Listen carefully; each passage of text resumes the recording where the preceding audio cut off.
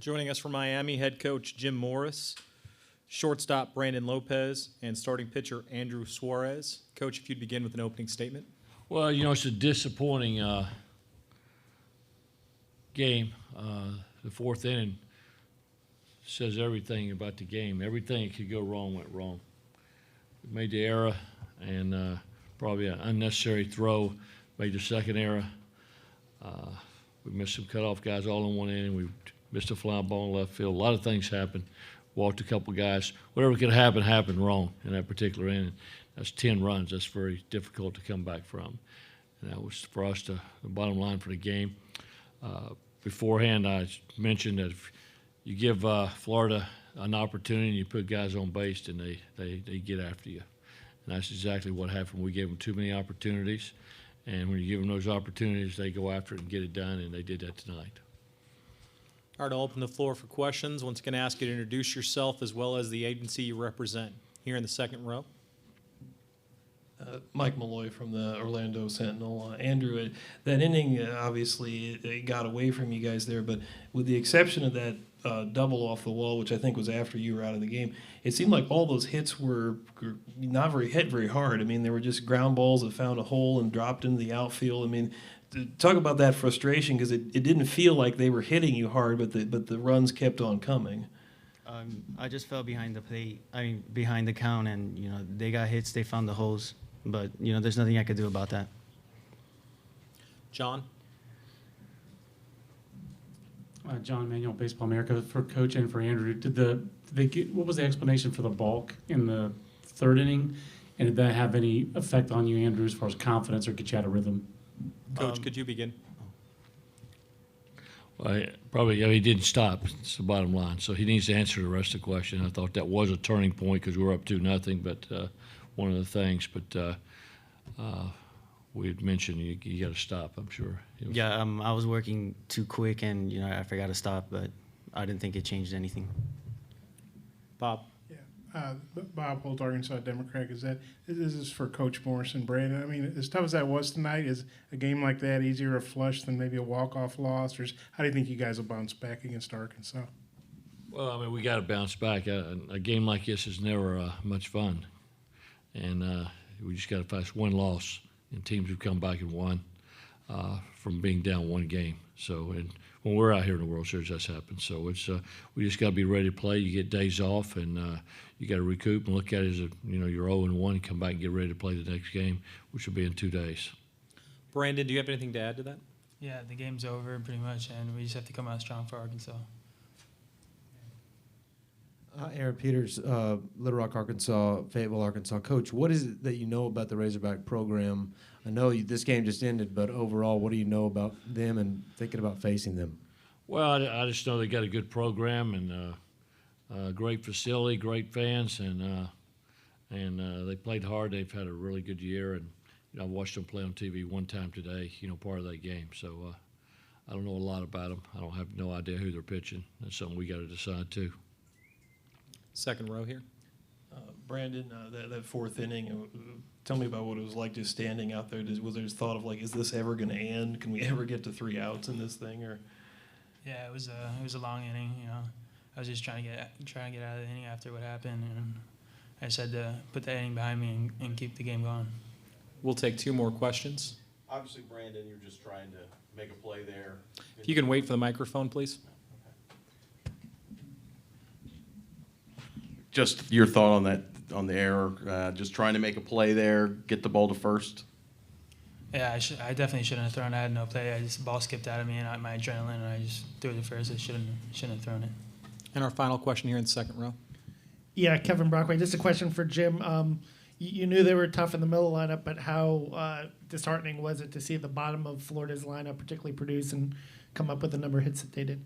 Well, we said from 1 through 9 they were good. I never thought just in the middle of the lineup they're good. Their whole lineup's been very productive. They got a very solid club, and so we knew 1 through 9 they were going to come after you, and we felt like it. And I said that if you give them opportunities, they always take advantage of it. They've done a great job with that. All right, coach and players, thank you for joining us. Miami, once again, will be the home team on Monday as they play Arkansas at 2 p.m. Thanks, Coach.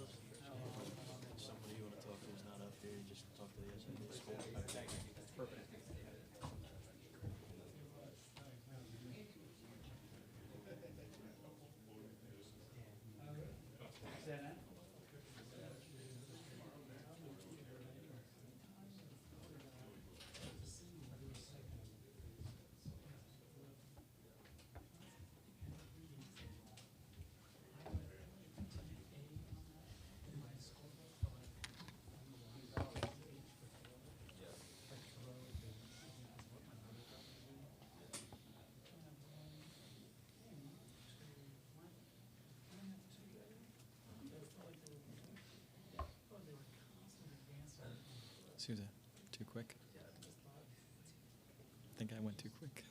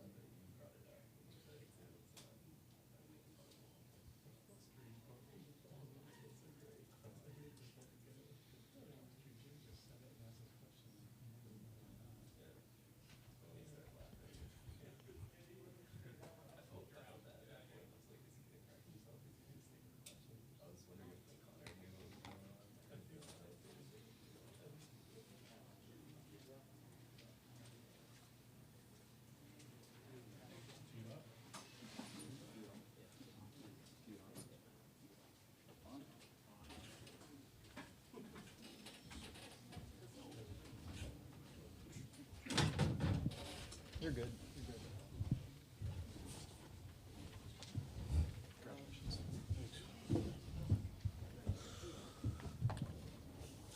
Joining us now from Florida, head coach Kevin O'Sullivan, Josh Tobias, Logan Shore, and J.J. Schwartz. Coach, if you'd begin with an opening statement. First of all, just proud of the way we played. About the first 3 innings, we came out a little, nerves, I guess, were getting the most of us, or the best of us. Certainly did not see an 11-run inning in the fourth, but, I can't say enough about our approach there. We stayed in the middle of the field. Thought in the first few innings we were trying to do too much. Obviously the big inning certainly, was the difference in the game. I thought Logan gave us a chance to win. He gutted it out. And I thought the bullpen did what they needed to do. I know Miami had 11 hits, but we made some pitches when we needed to. I thought our defense was really, really good again. And, to beat a team like Miami, who's won 49 games, that's not easy to do. And we, as a team and a staff, knew how good Miami was coming into this game. Like I said, it was just one of those nights that we had one of those big innings. So, proud of our guys, but we're looking forward to Monday night against a very good Virginia team. Open the floor to questions. Yeah, Kevin Brockway, Gainesville Sun. For Josh or JJ, how do you just describe that 11th run, fourth inning, being a part of it, and also watching it from the dugout? What was it like for you guys? JJ, would you begin, please? I just thought our approach was a lot better, and before that inning, Coach Sullivan sat us down and told us, just relax, and we were playing a little uptight. So we tried to loosen up a little bit and stay with our approach, and we were just using the middle of the field. Josh, you have anything to add? Oh, yeah, the same way. We didn't try to have the big at-bat. No one tried to hit it out. We just try to grind out at-bats, hit the ball with the middle, take the walks when we got them, and just keep adding on to each at-bat, just string them together. Kendall? Kendall Rogers, D1 Baseball.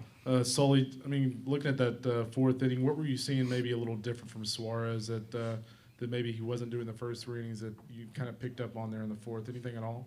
No, not really. I think we just had good approaches. Obviously, I think I think they had an error or two in that inning, and that hurt a little bit. But no, I just thought that as the inning went on, I think he lost command of his breaking ball, and we laid off some pitches. The reason I got the team together is just JJ I think started off the second with a hard single to left, and 3 pitches later the inning was over, and we talked about it this morning that we needed to grind out at bats and not give them quick innings, because if Miami has a lead going into the 6th, they got Hammond and they got lefty, and then they got they go to Garcia. So our goal was to try to get his pitch count up a little bit, and after the first 3 innings or so, we hadn't have done that. So like I said, he's a really good pitcher. I mean, he's a high draft. He's been drafted in the second round twice. It's just one of those things where we just kind of put together some really quality at bats, one after another. Matt DeMarinis, White and Blue Review. Coach, I know the 11-run inning is obviously a big factor, but I guess, did you feel that the way the game was going with mistakes on both sides, really that kind of the first team to settle in would really kind of be able to take over the game? Yeah, I think the team that made the least number of mistakes was going to win. We said that before the game, and you rewind the game. Now that I'm thinking about it, what gets lost in the shuffle is first inning. I mean, Logan gets a big strikeout, I think, on Kennedy, with the bases loaded. Just gave up 1, and there's the damage control thing. We talk about that all the time. Give up 1, don't give up 2, give up 2, don't give up 3, and going back to that inning, giving up, Logan just giving up 1 run was a big lift for us. In the back on the left. Ben Murphy, ESPN 850. Logan, early on, a couple uncharacteristic mistakes for you guys defensively. When you guys are playing in front of 25,000 plus, was it a little bit of nerves out there for you guys early on? I think, anytime you're, obviously this is the biggest crowd I played in front of and a lot of our guys have played in front of, so obviously there's going to be a little bit of nerves, but, errors happen and things happen, but it's how you kind of bounce back from that, and, I'm confident our defense is going to make plays. Dalton came up big in that one of the later innings with a spectacular play up the middle, and, those kind of things happen, so, Second row on the right.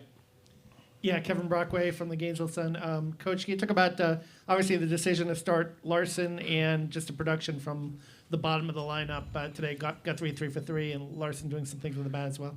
Well, first of all, the idea to start Larson, we have confidence in both Jeremy and Ryan. I think with the matchup today, we just felt better with Ryan maybe getting some at bats, and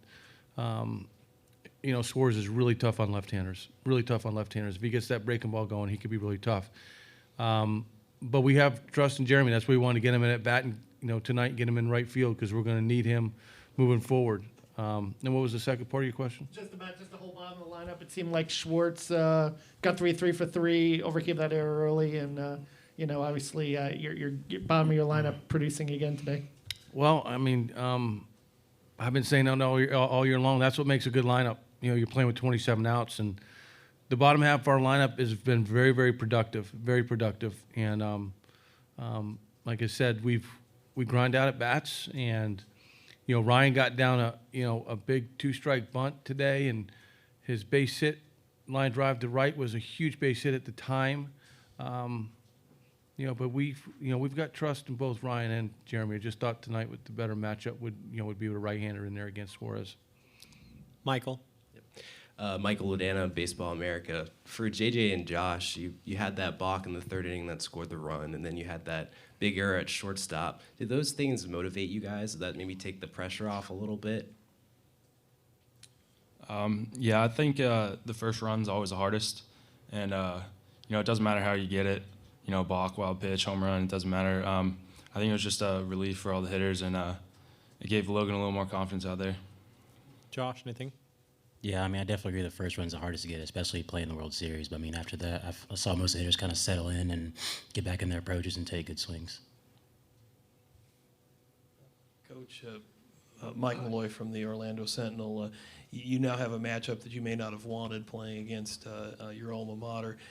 Is that a team that, first talk about that, and is that a team you have played while you've been a coach at Florida, or have you avoided, not wanted to schedule Virginia? Or No, not really. I mean, they're in a different league. I mean, so we just haven't matched up in the postseason. But, I still follow them. They're playing as good as anybody in the country right now, and we know, if you get to this stage of the game, and we were either going to play Arkansas, or Virginia. At this point, I don't know if it really matters who you play. Everybody's here for a reason. And we'll just treat it like any other game. They're very well coached. They got good players, and like I said, they got hot. I think they swept North Carolina at the end of the regular season. Had to go out west and win a difficult regional. And they played a very good Maryland team and won 2 straight at home. And in my opinion, they beat one of the better right-handed pitchers in our league in Killian today. And they had to get through Jackson. So, and we obviously I know how good those 2 guys are. So I thought they played very, very well today. And we don't know a whole lot about them. So we'll have to do some work between now and Monday night. But to be honest with you, it's more about how we're playing this time of year. You can get bogged down with scouting reports and that type of thing, but we need to worry about ourselves. And obviously there are tendencies and those types of things that we'll need to figure out. But for the most part, we need to worry about ourselves at this point. John? For any of the players, and I don't know, Coach, if you want to weigh in on this or not, but what kind of scouting report would you give on Alonzo's bat flip there? And it's a little bit easier to enjoy that when it's a 10-run game. Logan, can you start with this? Honestly, I didn't really see it, so I mean, I guess it's fun, but yeah, I didn't see it. Josh? I guess he thought he got one, so kudos to him. I didn't see it. I was running the bases, but I feel like that's something Pete would do is bat flip double. Coach, anything to add? Yeah, these guys are putting it on me. John, I'll talk to him. I will talk to him. All right. After this, we'll take 2 more questions. Ian Eklund, AP Broadcast. This is for JJ. So your sister played in the Women's College World Series this year. Now you're 1 win into the Men's College World Series. Can you describe what that's like for you and your family? It's really big for our family. And, before this, she gave me a lot of advice since she's been there so many times. And, our parents are really proud of both of us. And, they came out here to support me. And, it's just really awesome for the family. Yeah, this is a question for both Coach O'Sullivan and for JJ. Virginia stole 6 bases today. Just how critical is that going to be on Monday night, particularly with JJ behind the plate, working with puck and dealing with that aspect of their game? JJ, would you start? Hopefully we'll keep the running game in check. I just hope it's not a factor for the outcome of the game. Coach, anything to add? I watched the game and I looked at their numbers. They hadn't run that much during the regular season and the postseason, so it was interesting. But AJ's obviously left-handed. There's a lot of factors that go into it. The score of the game, if AJ's just got to pitch good. It is what it is. We faced other good running teams in our league. Vanderbilt can really run. LSU can really run. So it won't be the first time that we face a team that can run a little bit. But we just got to do a good job of hopefully getting a lead and just doing a good job. Obviously, with AJ being left-handed, he'll do a better job holding runners. As simple as that. Final question in the front, Matt. To Josh and JJ, obviously you guys are put up a lot of numbers in the regional play, super regionals leading up to today, and today will only reinforce that. But how confident are you feeling, and how confident is the offense feeling right now that they can put up runs against anyone? Josh, would you begin for us? Yeah, we're feeling pretty confident. The past 4 or 5 games, everybody's been contributing, not just me and JJ. We've all had hits. I heard a stat today that everybody in the starting lineup scored. So everybody had to contribute. So our whole line's producing, and we'll just take it into Monday night. JJ, anything to add? Like he said, all the hitters in the lineup right now are feeling really confident, good about their swings. So I think you can tell just by the offensive production we've had lately. and we're just trying to keep it rolling through the playoffs. Thank you to Coach and the players for joining us. If you have individual questions for Florida players or Coach O'Sullivan, please coordinate with John Hines, their SID. Virginia will be the home team in the game against Florida on Monday at 7 p.m.